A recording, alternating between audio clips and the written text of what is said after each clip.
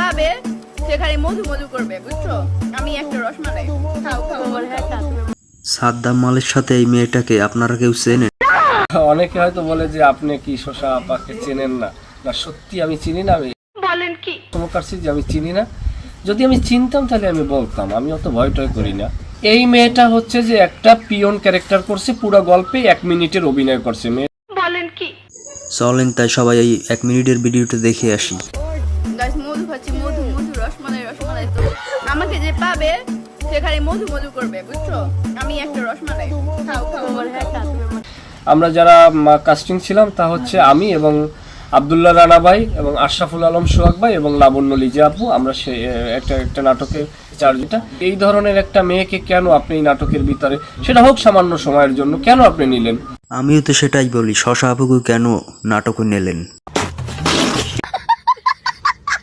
মূল ঘটনা যেটা, সেটা হচ্ছে যে গত 14 তারিখে আমাদের ঢাকা উত্তরায় শুটিং ছিল এবং সেই শুটিংয়ে আমরা যারা কাস্টিং ছিলাম তা হচ্ছে আমি এবং আব্দুল্লাহ রানা ভাই এবং আশরাফুল আলম সোহাগ ভাই এবং লাবণ্য লিজা আপু। আমরা সে একটা নাটকে 4 জন মিলে অভিনয় করেছি এবং আরও পারিপার্শ্বিক কিছু চরিত্র ছিল। তা শুটিং করতে গিয়ে আমরা ভালোভাবে শুটিং করে বাড়িতে ফিরছি। গতকালকের আমি দেখলাম যে আমাদের শুটিং সেটে, আমি অন্য একটা সেটে বর্তমানে শুটিং করতেছি, এখানে দেখলাম যে মেকআপ অ্যাসিস্ট্যান্ট আমাকে দেখাইলো যে ভাইয়া এই ছবিটা কি আপনার নাকি?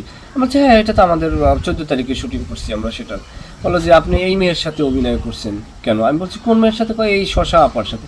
আমি বললাম শশা আপাকে? তখন বললো যে এরকম শশা আপা, এই মেয়েটা খুব অশ্লীল ভিডিও বানায়। এসে বললাম এই মেয়েকে তো আমি চিনি না।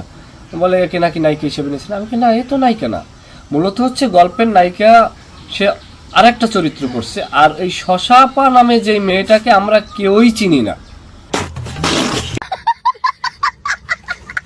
এখন যখন এই ঘটনা ঘটলো তখন তো আমি দেখলাম যে বিভিন্নভাবে পোস্ট হচ্ছে, যদিও আমার নামে ডিরেক্টলি কেউ সমালোচনা করছে না, কিন্তু মেয়েটার পাশে তো আমি দাঁড়ানো।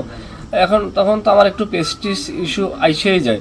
পরে আমি ডিরেক্টরকে ফোন করলাম যে ভাই এই ধরনের একটা মেয়েকে কেন আপনি এই নাটকের ভিতরে কেন আপনি নিলেন? তখন বললো যে এটা আমি নেই না, এটা প্রডিউসার নিছে। এখন আমি যদি দর্শকদের বলি বা আপনাকেই বলি যে সেই ডিরেক্টরকে বা প্রডিউসারকে, আসলে আমি তাদের নাম এখানে নিতে চাই না। ওনাদের প্রতি সম্মান রেখে বলতে চাই, আমি আমার ভিডিওতেও ক্লিয়ার করছি এবং কি সেই মেয়েকে যে আমরা চিনি না।